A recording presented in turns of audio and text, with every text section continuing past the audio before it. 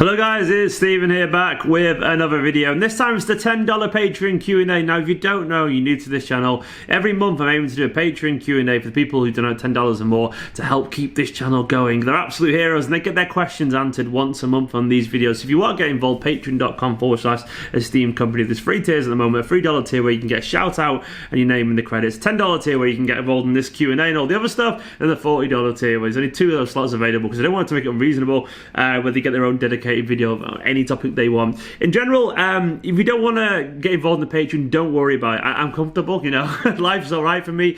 The reason I started that Patreon was just to hopefully maybe one day be able to make it as a full-time content creator, because it's hard to make a living off YouTube in general. I'm totally comfortable, so I'm not asking for money. Don't worry. It's only if someone wants to. Like, don't worry about it. I don't need it or anything like that. It's just one day it'd be nice to be able to have enough to go and be able to make videos full-time, not including my day job, of course. But for now, I'm totally cool, so don't worry about it. It's only there for people who want to actually throw an extra, a couple of quid a month, whatever, towards one of their hopefully favourite content creators, but isn't by any means necessary. So just carry on watching these videos, liking, commenting, all that kind of stuff. That still means the world to me. Make sure you subscribe as well. But if you want to get involved, patreon.com/Esteemed Kompany. Today, I've got a whole bunch of questions. I think there's 6 in total from some of the Patreon Q&A contributors. Not everyone gets around to actually submitting a question, so if you're watching this and you are one of the $10 contributors, make sure you ask a question when you get the prompts on Patreon, because otherwise you're wasting your kind of benefit, really. But I'm going to start today with Halvard Koteg. Halvard, thank you very much for your donation. He said, thoughts on the new kits? Are you confident with our future with Puma? Funny you should just say that, actually, mate. I've just done a video for footy.com, which is my day job, talking about the free kit rumours, so go watch that in more detail. But in general, the home one, it's kind of alright. It's not too bad. It's just a purple. Why purple? But it's an alright, neat kit.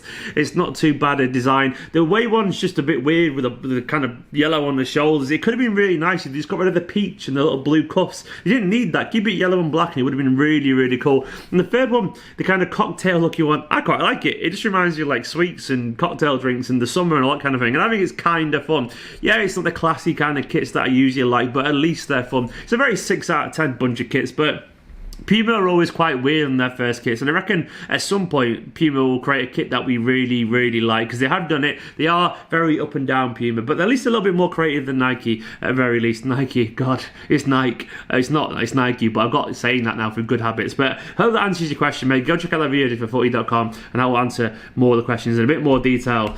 Second question came in from Jesus, or Jesus, or Jesus, whatever it is. Jesus Calderon. He said, do you think City will be forced to sell Sonny, or will he extend his contract? Now, this was asked a couple of weeks ago. I still think City will keep Leroy Sané. All the noise suggests that Bayern are just kind of hoping that City will sell him for cheap or something like that. They're hoping that Leroy Sané will kick up a fuss. And for what I can gather, Leroy Sané is just playing his cards close to his chest, but he doesn't want to actually leave. He's just considering other options. I think Sané is never going to demand a transfer request or anything like that. I don't think he'll kick up a fuss at Manchester City, because I think in general he's pretty happy here. He's just got options and there's nothing wrong with that. I think if he wanted to go, he would have told Guardiola he was going to leave and he would have sold by now, I reckon. I think he'll stay. I think eventually he'll extend his contract. It depends on his own performances, really. Either way, as much as Leroy Sané is brilliant, life does go on. And if he doesn't want to be here, so be it. With a heavy heart, I'm happy to let him move on eventually, for a good fee, of course. But I think he'll stay. I've got a pretty good feeling he'll be here next season and probably extend his contract. The next question comes from Jameson Tanner. He said, and brace yourselves, it's a long one. Are City too quick to buy into the Wonder Kid title that young players are given? It seems that almost every time we get a player labelled a Wonder Kid, they tend to disappear or not live up to potential. Players like Douglas Luiz, Claudio Gomez, Marlos Moreno, even Zinchenko was labelled a Wonder Kid at one point. And as good as he has been, he's not exactly taking the world by storm.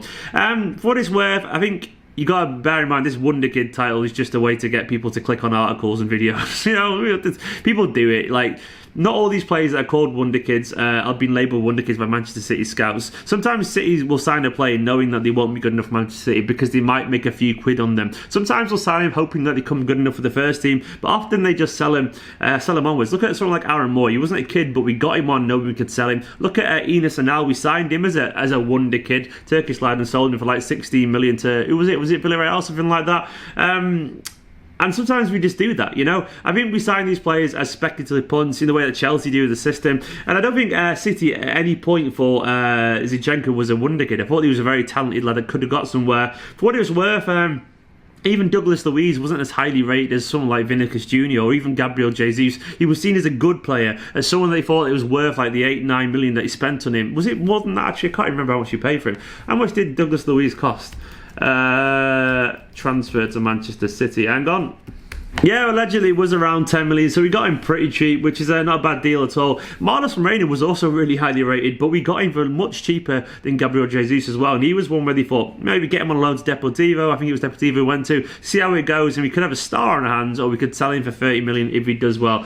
They're like it's like investments, like in the stock market, basically. It's like they're playing the stock market with footballers, and every now and then you're going to lose some, and every now and then you're going to win some, but not every player that comes through will make loads of money, but they're still feeling this system, and there's no guaranteed way to actually guaranteed way to make money out of it. They just kind of hope for the best. Maybe it's the fact that we get to invest in these players because we want these young players to come through. Maybe we take these titles from these articles and all that kind of stuff and take the hype far too seriously, because I think City won't think that every young lad they're signing is a wonder kid. It's just a very easy term to throw around because of Football Manager, because of the press and all that kind of stuff. So maybe we just need to relax our expectations a little bit, because I think City don't think every player is going to become world class. I think they know what they're doing. If they're going to be world class, they'd be paying something like Leroy Sonny's fee or something like that.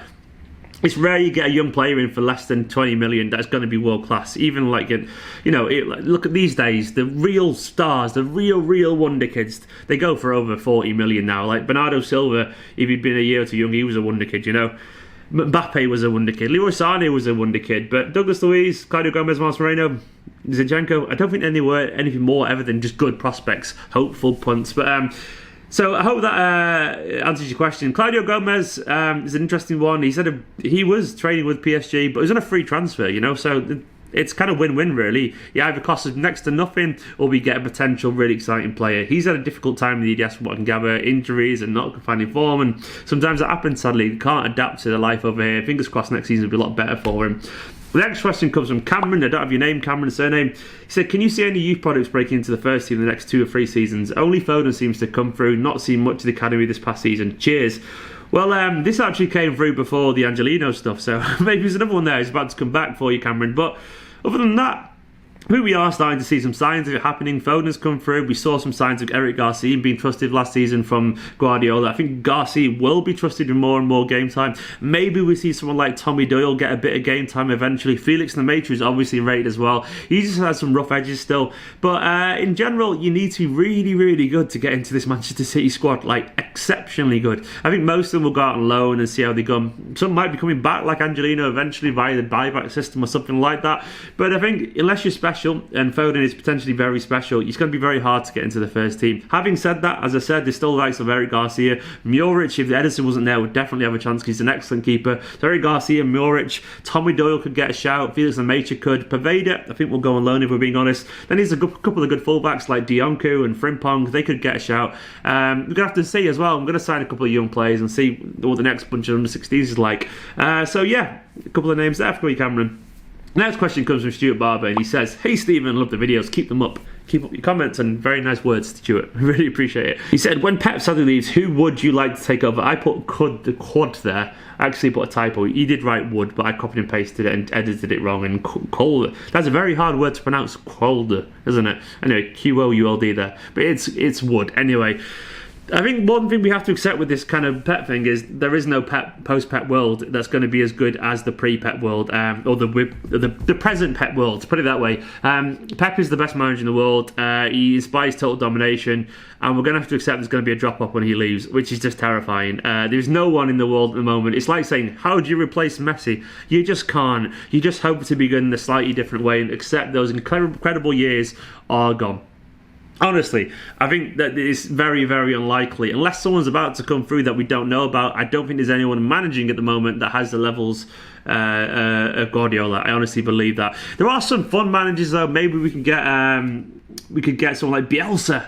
That would be fun, wouldn't it? Bielsa would be an absolute ball to have. Obviously, his style's not too dissimilar to Guardiola's, high pressing, energy, passing football, that kind of stuff. I don't think anyone would go for that. I don't think the board would go for it, but that would be a lot of fun. I would love to see that. It'd just be for the drama of it all. And he's a great guy. We could get someone like Eric Ten Hag, or Haig, is it? Or whatever. He's done really well, obviously, at Ajax.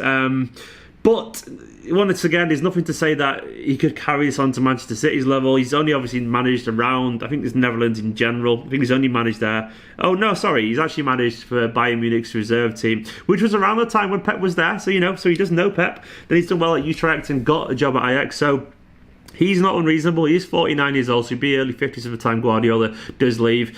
Who knows? We could see someone like I'm not really a fan of the likes of like Zidane and Ancelotti and Allegri. I want the style to carry on, and those people don't really carry on that style. Maybe Sarri, if he gets his form back at Juventus, maybe he could come back eventually, because he obviously would be built into a system. He'd be coming into a team that plays very similar to how he likes his teams to play. He did a very good job at Napoli and played very good football, and Guardiola would definitely give him the thumbs up if he was asked of his opinion. And maybe we could see someone, a prodigy arise. Maybe someone like Xavi when he gets his coaching badges and managers.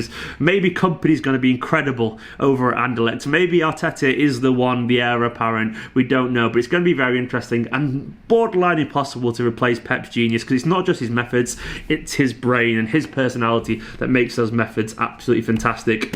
And the final question comes from Blair Robbins. He said, how soon do you think it'll be until City get their first signing? City use it very quick. The signings to avoid overpaying, which seems last season's have been a little bit delayed, blah, blah, blah.